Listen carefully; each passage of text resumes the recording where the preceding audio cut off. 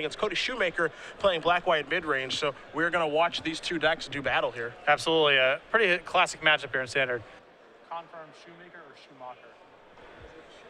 So it's going to be, pretty classic. I mean, Jared's splash is a little bit different. He's got Water Graves and Temple of Deceits this go around, but besides that, I mean, we've seen him play this deck normally with a splash of red, but this time with a splash of blue. Unfortunately for him, he's unable to draw in this round, even though he did win the last one. He probably thought that was a winning in. For sure. This is, black-white mid-range to me initially kind of appeared as a response to the dominance of Black Devotion. The most easy adaptation to make was simply, add some white, add some Blood Barons, which in a Black Devotion mirror match is about as good as it gets.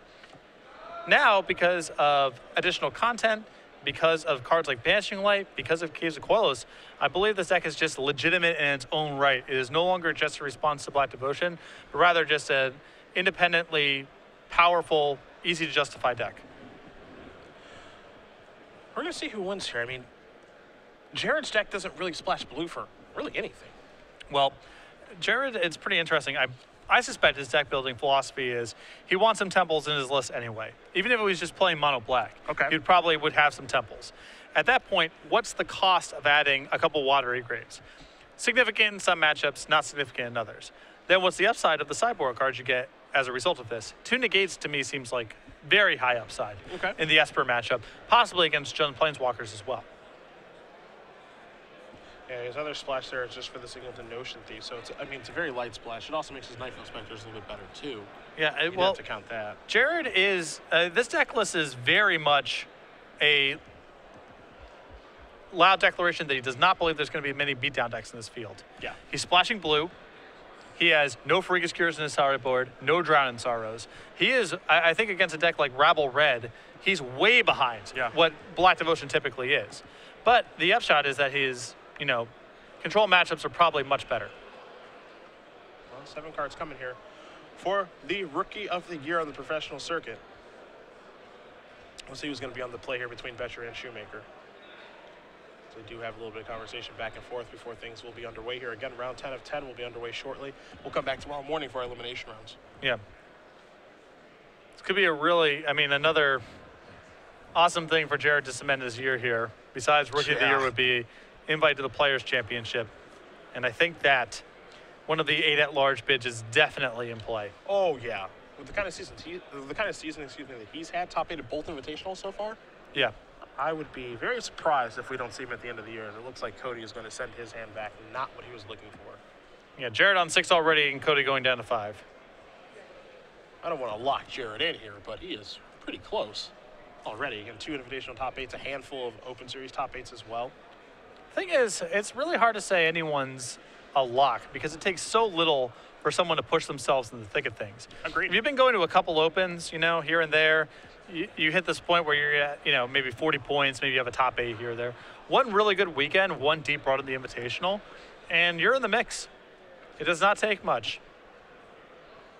You throw some IQs, stuff like that. What's the point total we're looking at to qualify for the Players' Championship? Not to speculate too much, but we're probably, for one of the at-large bids at the end of the year, probably in the 150, 160, 170 territory. Those are actually the exact numbers I was thinking of. We're in that range. That's not insurmountable, even if you get off to a fairly late start in 2014. Yeah, the really fun thing is going to be when, we have the Invitational up in Seattle, and people are, really punching their bids there. That's going to be a very competitive tournament. That tournament's going to be maybe actually kind of annoying for us to cover because there's going to be so many balls in the air for the 8 at-large bids. Yeah. We could be going in, we have our meeting the day before the tournament where there's 18 people we have to watch because those are the people that are technically in play. And there will be shifts throughout the day. Yeah. About what's going to be taking place. So again, it's going to be a lot of fun to watch that particular tournament, see who does work their way towards the at-large bids. Can't forget too, the winner of the tournament will qualify for the Players' Championship as well. So it'll get a little feisty. Gonna be looking forward to that one. You look forward to the Invitational that's taking place in just a couple weeks from now in Jersey. In Jersey. Stop. I should just stop bringing it up. In your hometown. Yes. Not quite. Close enough. It's in my home county. I think the tournament may technically be in Middlesex County, which is one county over. It's literally all the same to me. Next. It's just Jersey. Yeah. It's dirty Jersey. Does anybody ever call it that? I get that a lot, but they haven't been where I'm from. A Temple of Deceit to start things off here for Boettcher. You saw caves over there for Cody, and now here's a Thoughtseize. So it's going to be an Elspeth, along with an Ozadat, a Blood Baron, a Banishing Light, and a Plains. So that's a rough hand. Yeah, not the best mulligan hand, but the thing is, I don't think you can mulligan to 5 in this matchup, but this is kind of almost like a mulligan to 5. Oh no, Cody's already on 5. This would have been a mulligan to 4. Oh, okay, never mind. I take it all back. Yeah, he's got to keep this, but this is a mess. I've seen better. That's for sure. Blood Baron feels like an easy selection. Well, it doesn't mean it's correct, though. Jared could also just take Banishing Light out of his hand and leave him with nothing that can be cast for numerous turns. He's going to Thoughtseize again. Or you can do both. Yeah. Why limit yourself to one when you can just do both?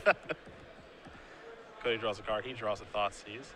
There's the Plains. He'll take 3 to cast this, 1 from the caves, 2 from the Thoughtseize itself. Let's see what Boettcher has over there. A Sign in Blood, a Devour Flesh, and a Mutavault. I assume you got to take the sign, right? Yep. I would think. Well, it gives you a lot of time to draw another discard spell. You cannot let, with you on 5 cards, Jared on 6, it's a resource-light game. All these Thoughtseize have been thrown around. You just can't let Jared Sign in Blood. You can't let it happen. Jared's draw was a copy of Desecration Demon. Now here's a Pack Rat. That's a pretty good Devour Flesh target, so there that goes. Shoemaker will gain a little bit of life here. Boettcher, timely 4th land for the Demon as he does rub his hands together. It's a Caves, and I believe a passing of the turn. We're going to go reaching for the Mutavault, bash across here for 8, and the Demon does not take long to get the job done, and now there's a Pack Rat. Pretty easy game. It's not hard for Jared Boettcher, as there's a Godless Shrine. Got to pass the turn back. Fire up the old Mutavault, come across here. And that is going to do it. Just like that, Jared Boettcher is going to win game number 1 here over Cody Shoemaker. Black-Blue Devotion up a game over Black-White Midrange. Rookie of the year, ladies and gentlemen. Yeah, hey, you run like that, winning gets pretty easy. Easy stuff. Easy stuff. Let's take a look at the sideboards here. You got Cody's in front of you. What does he have to help him? He's got an Erebos, God of the Dead, and Underworld Connections, 3 in the main, then 1 more on the board. 3 copies of Duress, 3 Doomblade, 2 Sin Collector, a Deicide, 2 Last Breath, 2 Drown in Sorrow. I do like the Duresses, the Underworld Connections, the Erebos, God of the Dead, the Sin Collectors, the normal anti-control stuff. Erebos is particularly good in this matchup, I feel like. Other side of things here for Boettcher, there's an Ocean Thief, an Underworld Connections, 2 Negate, 2 Erebos, God of the Dead, 3 Doomblade, 3 Lifebane Zombie, 3 copies of Duress. I expect to see, as usual, the Duresses and the Erebos come in. That's 5, 6 for Underworld Connections. Yeah, I think a discussion could be had about the 2 Negates. Spell 7 and 8. Yeah, it is close. Almost worth bringing in here. I think the presence of so many discard spells means it's hard to play with things that are reactive and that you can't always cast, and that your opponent gets a lot of value from knowing about. Yeah. So, if it wasn't a Negate Thoughtseize matchup, it's not like there's not enough spells in Cody's deck to negate. It's more of other factors, I think, that make it pretty poorly suited for the matchup. Yeah, I feel like you're right. It's a pretty poor top deck. I will say that. And the most important cards in this matchup are likely creatures, right? Ozadat, Blood Baron. Blood Baron especially. Pack Rat. Yep. At depending on the game, of course, and the situation. If you top deck a Negate and they top deck the creature, well, what are you even doing? Not very much. That's kind of how it feels, at least to me. And information in this matchup matters so much too. Players are going to be working with full information a lot of the time because of the Duresses and Thoughtseizes. So it's a pretty big cost to have something that's narrow and easy to play around and valuable to know about and all that kind of stuff. Now, of course, I was on my break last round. How did the match between Boettcher and Lethia go? It was close. I mean, it was definitely a competitive matchup. Jared is probably on the low side of action for the Blue Devotion matchup. Okay. Like against a typical mono black Devotion list. He's splashing a color for cards he's not playing. That's a big cost, of course. And he doesn't really have a lot in the way of removal. He's not as redundant as the black lists typically are. The matchup I still feel is positive for him because I think Black Devotion has a pretty substantial edge against Blue Devotion. Okay. And he was able to take down a pretty close match. Okay. I know it's a close one. It always has been. Yeah. And 2 really, really good players going to battle there, too. And Black Devotion can definitely lose the games, That for sure can happen. But I think more often than not, Black Devotion's got a pretty big edge. To you in this standard format, is there a best deck? Is there a best deck? I think that from a week-to-week situation, there can be a best deck. Okay. I think that, we haven't had really a month of the same thing happening since Theros and maybe early Born of the Gods standard. It feels like, when you take a look at the standard format, it feels like the Black Devotion decks are the best. But, then, some weeks come around where it's Jund Monsters, it's Mono Blue Devotion, it's Revelation Strategies, the Invitational in Season 2. Tom destroyed that tournament with Bus Slide. He destroyed everyone. Yeah, there's a lot of room for flexibility. I mean, Jared Boettcher's list of Black Devotion, I mean, he's a game away from making the elimination rounds. He's a great deck builder and a wonderful player. Trust me, I'd be happy playing against this thing all day long with all manners of red aggro lists. Yeah. I mean, he's pretty close to punting those matchups away.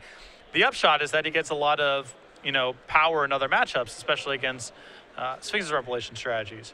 So that's kind of the call that he's making here. And even within a Black Devotion shell, he is making a declaration about what matchups he thinks are going to be prevalent.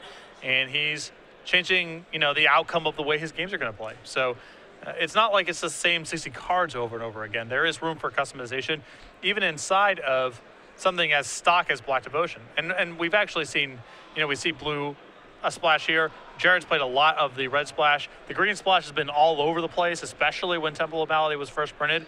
And now Black-White Midrange, which is kind of a Black Devotion derivative, is also one of the most popular decks, maybe the most popular deck in the format right now. So even inside of Black Devotion, there's 5 distinct takes on it. Mono black, and then all 4 colors seeing some sort of splash. That's true. It wouldn't surprise me at all, if we do see maybe red do well again here in the near future.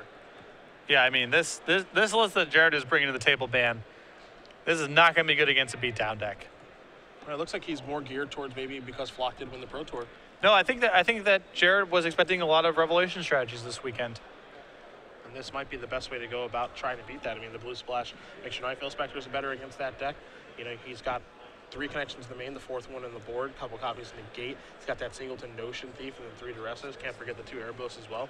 He's got to be very well positioned against that deck. Yeah, he's bringing as much as one can really reasonably expect. The reason that he has 3 Duresses in the sideboard, he has 1 in the main deck. Oh, jeez. Okay. On top of 2 Ereboses in the sideboard. Sometimes you see 1 there. A Notion Thief, 2 negates. I mean, he is coming at Revelation this weekend, that's for sure. Looks like Boettcher was happy to keep. Shoemaker's going to be on the play, and there's an Urborg plus the Thoughtseize to start. So you're going to see a hand of Mutavault and a Swamp. We're also going to see 2 Duress, a Devour Flesh, a Pack Rat, and a Nightveil Spectre. That Urborg is important. Yeah. Making that Mutavault Swamp is pretty big deal, but you can also see Shoemaker's hand around. He's got 2 Mutavaults in his hand, so Urborg is important for him as well. I assumed when Urborg got printed that it was just a freebie in Black Devotion. Now watching it on camera, I mean, I think 1 is still correct, but it's a pretty big cost. Yeah, he can even lead off with Mutavault here because there's an Urborg in play. You're going to take the Banishing Light. You're going to see him have Erebos and just lands over there for Shoemaker. So Shoemaker's hand is actually kind of Thoughtseize proof. Or Duress proof. Yes. Excuse me, no hand is Thoughtseize proof, but Duress proof. And, Thoughtseize isn't the greatest against his hand. It's certainly fine because Erebos is a nice weapon in this matchup, but... Well, I think Cody's in a lot of trouble if Jared draws Thoughtseize here because his hand has nothing else going on. Maybe some Mutavault chip shots, that's really about it. You see Shoemaker's going to write down the cards over there in Boettcher's hand. Boettcher says, here's my grip, just in case you missed it the first time. So Shoemaker draws a card. It's another copy of Banishing Light. One was already discarded, so that's an answer. There's a Mutavault. Pass the turn back over to Boettcher. Boettcher draws a Temple, so he's going to put that into play. Take a look. I almost wonder if it's correct for Cody to lead off with Caves of Koilos into the Thoughtseize there. Is the 1 point of damage worth giving Jared access to an Urborg and what that may do to his hand? I don't know over the long term what's the better play, but it feels like it's at least a decision. There's the other Duress. Banishing Light was the draw, so he's going to look at the same stuff. Jared, pretty fortunate to hit something there. Yeah. Take a draw. That's a Swamp. You serve up the old Mutavault here. Get you for 2. It's a tie game now at 18-18. I think the reason that Jared Duress that turn was because he's going to untap and cast Nightveil, so he may not have a window to cast this Duress for the rest of the game. Basically, I imagine his man is tied up for the rest of the game, right? Right. So, hope that there's something there, and he was fortunate enough to hit. Players will slam down threats. Nightveil for Boettcher, Erebos for Shoemaker. Here comes Nightveil. Trigger. That's a good Magic card. It's a Pack Rat. What Boettcher did not find, I believe, is the 4th land. So he's got a couple copies of Underworld Connections in his hand. He has a Pack Rat that he can cast from the Spectre. And he's just going to go with the Pack Rat and leave up Mutavault. I really like casting Pack Rat there from Jared. You got to get while the getting's good there. Your Night Veil might die. You don't want to give up on that value. And casting a Pack Rat here is arguably better than adding connections to his board anyway. How do we like this play? Activate the old Erebos right now. There's a lot of cards I think that Shoemaker could draw that he can't cast, and I could see maybe being better off just activating Erebos on the end of turn. I think he's he's good to go because of the Urborg. I wouldn't have tapped the caves necessarily. I guess he has a cave left over in his hand, but because of the Urborg, he can kind of cast whatever he finds. Okay. Erebos to draw here for Boettcher, but still looking for another land. He'll serve in here for 3. Shoemaker's going to go down to 11. We got a Spectre trigger. That's a swamp. There's the land he's looking for. Boy, is Night Veil Spectre great in the mirror. Oh, yeah. It's hit twice. It's generated a lot of value. It may not need to hit ever again. I'm going to miss Night Veil Spectre rotating out. That's one of my favorite cards in Standard. I like that card a lot. It goes in a lot of different decks. Ton of variance, ton of, makes the games play way differently from each other from game to game. A lot of interesting decisions revolving around it. Informs a lot of different lands you want to play. I don't know. It's sweet. Does not play the same way from game to game. This is a Desecration Demon. So that's going to come into play. I don't know if that's going to be long for this world, though. Devour Flesh sure does look good in this spot. I guess there's a Mutavault to be sacrificed, though. Yeah, Cody has a bit of protection at this point. He has multiple Mutavaults in play. I think Boettcher's he's looking at 2 copies of Devour Flesh. So this is actually kind of an interesting spot here. Okay, Cody says, Iron, I'm going to activate my Mutavault, sacrifice this. And Boettcher may just say, okay, I'm going to cast another Devour Flesh. And then next is 2 Stone Rains. Which is not bad against an opponent who has Erebos in play. Yeah, he might be okay with that. And he's not going to gain any life, of course, because there's an Erebos in play.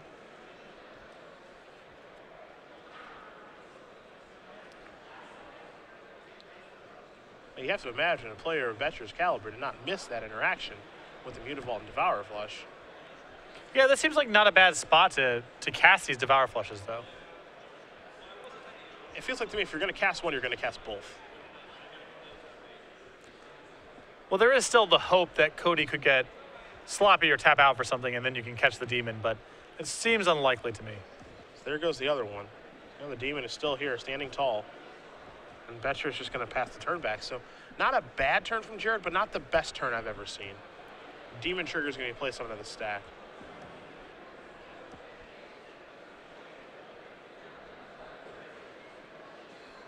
Things are getting a little interesting in this game now. So here's an attack.